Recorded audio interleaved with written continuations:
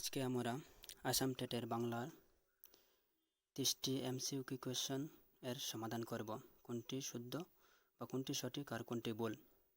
তো আমরা যে সিরিজটা নিয়ে আলোচনা করব সেটা হচ্ছে ই সিরিজের। তবে সবকটি সিরিজেই এই কোয়েশ্চনগুলোই আছে, তবে উল্টাপাল্টা করে দেওয়া আছে। তো আমরা একটি একটি করে সমাধান করব।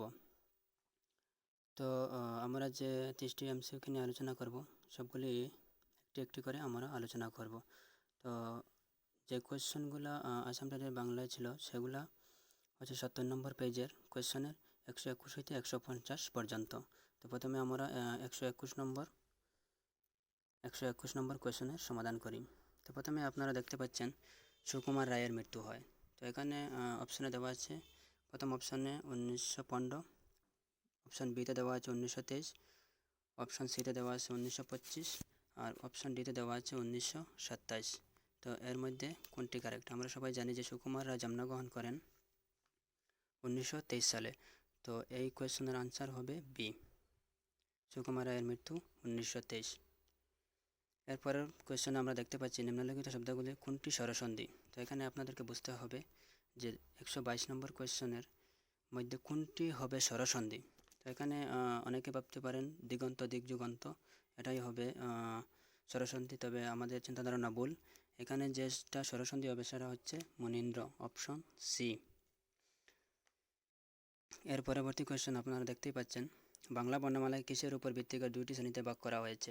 তো বাংলা বর্ণমালাকে আমরা জানি যে দুই ভাগে ভাগ করা হয়েছে, স্বরবর্ণ এবং ব্যঞ্জনবর্ণ। তো এখানে আনসার কী হবে? ধ্বনিগত। তো ধ্বনিগত প্রভেদের উপর নির্ভর করে বাংলা বর্ণমালাকে দুই ভাগে ভাগ করা হয়েছে।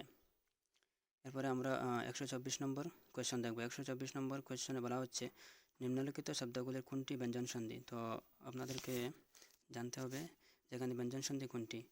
তো সহজে আনসার এখানে হবে অপশন সি।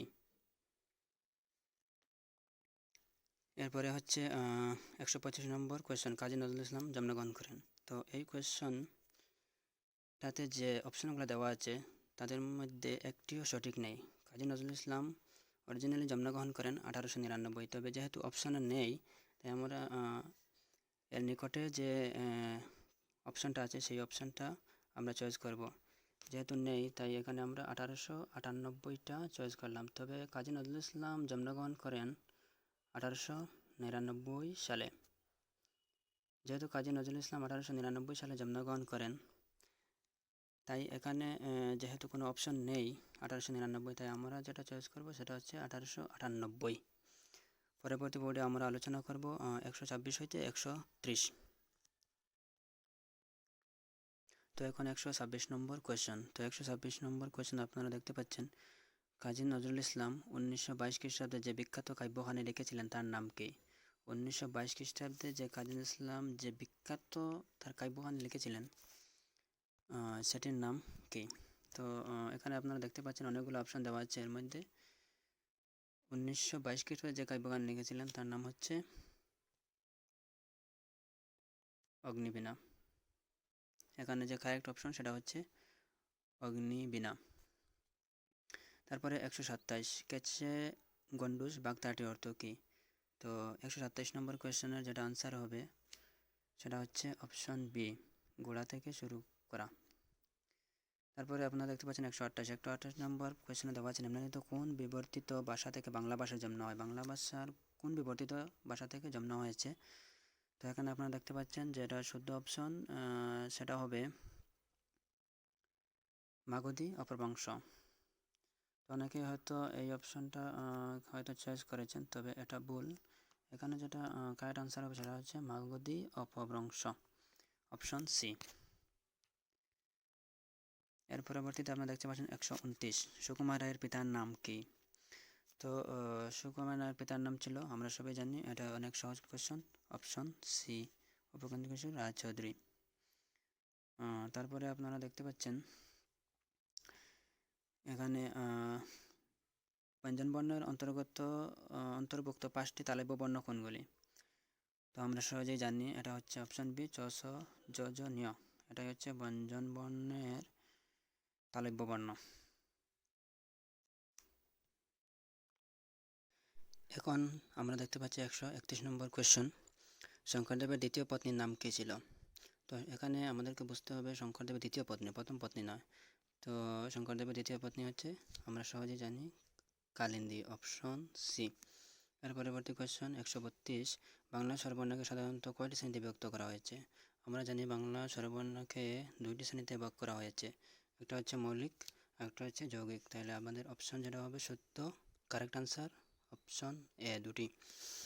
তারপরে 133, আপনারা দেখতে পাচ্ছেন দুটি স্বরধ্বনি যখন একসঙ্গে উচ্চারিত তখন সেটি হয়, যখন দুইটি স্বরধ্বনি একসঙ্গে উচ্চারণ করেন তখন তাকে বলা হয় যৌগিক স্বর। আপনারা দেখতে পাচ্ছেন অপশন সি, যৌগিক স্বর। এর পরবর্তী কোয়েশ্চন 134, পার, উত্তর, চন্দ্র, রাম ইত্যাদি শব্দের পেছনে কী শব্দ থাকলে দন্তন্য মূর্ধন্য হয়? তো আমরা জানি অপশন একদম সহজ, অপশন সি, অয়ন। এখানে অপশন সি হবে না, অপশন ডি, আয়ন হবে। এর পরবর্তী কোয়েশ্চন, মাতৃভাষা সহজ উদ্ধৃত করতে পারে। তো মাতৃভাষা সহজ উদ্ধৃত করতে পারে, সেটির সঠিক আনসার হবে অপশন ডি, আমাদের সার্বিক জ্ঞানকে।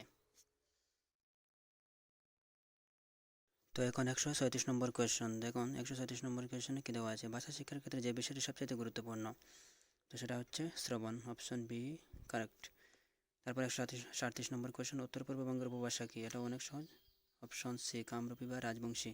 নিম্নলিখিত কোন গ্রন্থ যোগীনাথ সরকারের লেখা? নিচে দেওয়া কোনটি যোগীনাথ সরকারের লেখা? সেটা অনেক সহজ, অপশন বি, হাসিখুশি। তারপরে 139 নম্বর কোয়েশ্চন, আদি মধ্য বাংলার আনুমানিক কাল হলো? তো এটা অনেক সহজ, 1350 খ্রিস্টাব্দ থেকে 1500 খ্রিস্টাব্দ পর্যন্ত, তার মানে অপশন সি, 1350 খ্রিস্টাব্দ থেকে 1500 খ্রিস্টাব্দ। তারপরে 140 নম্বর কোয়েশ্চন, মাতৃভাষা অনুশীলনের প্রয়োজনীয়তা কী? তো আমরা মাতৃভাষা কি অনুশীলনের প্রয়োজন? তো সেটা হচ্ছে সাময়িক জ্ঞান অর্জনের জন্য, তার মানে হচ্ছে অপশন ডি, কারেক্ট। এখন 146 নম্বর কোয়েশ্চন, ভাষা শিক্ষণের প্রাথমিক অসুবিধা কী?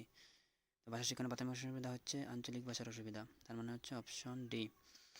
তারপরে 147 নম্বর কোয়েশ্চন, রামুর মতো দেশ যে এতটা উন্নতি করবে তা কেউ ভাবতে পারেনি, শূন্যস্থানের নিচের কোন বাক্যটি যথোপযুক্ত হবে? তো এখানে যে বাক্যটি যথোপযুক্ত হবে সেটা হচ্ছে গোবর গণেশ, অপশন সি। নেক্সট কোয়েশ্চন 148, নিচের কোনটি রবীন্দ্রনাথ অন্তর্পর্বের কাব্য? তো সেজুতি, অপশন বি। 149, লক্ষ্মীনাথ বেজবরার পিতার নাম কি ছিল? এটা অনেক সহজ, দীননাথ বজবড়, অপশন ডি। বাংলা ভাষা নিম্নলিখিত কোন ভাষার অন্তর্গত? বাংলা ভাষা কোন ভাষার অন্তর্গত? এটা অনেক সহজ, ইন্দো ইউরোপীয় বা আর্য ভাষার, অপশন ডি। তো এখানে আমরা 121 হইতে 150 পর্যন্ত সব কয়টি বাংলা এমসিকিউর আনসার করলাম। যদি পরবর্তী বোর্ডে বা পরবর্তী লেসনে আমরা আলোচনা করব ইবিএসের সব কয়টি এমসিকিউ নিয়ে। তো পরবর্তী ভিডিও দেখার আমন্ত্রণ জানিয়ে এখানে শেষ করলাম, ধন্যবাদ।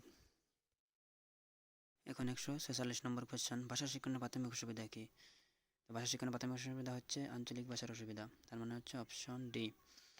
তারপরে 147 নম্বর কোয়েশ্চন, রামুর মতো দেশ যে এতটা উন্নতি করবে তা কেউ ভাবতে পারেনি, শূন্যস্থানের নিচের কোন বাক্যটি যথোপযুক্ত হবে?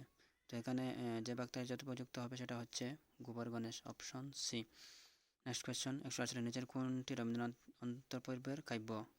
তো সেজুতি, অপশন বি। 149, লক্ষ্মীনাথ বেজবরার পিতার নাম কি ছিল? এটা অনেক সহজ, দীননাথ বজবড়, অপশন ডি।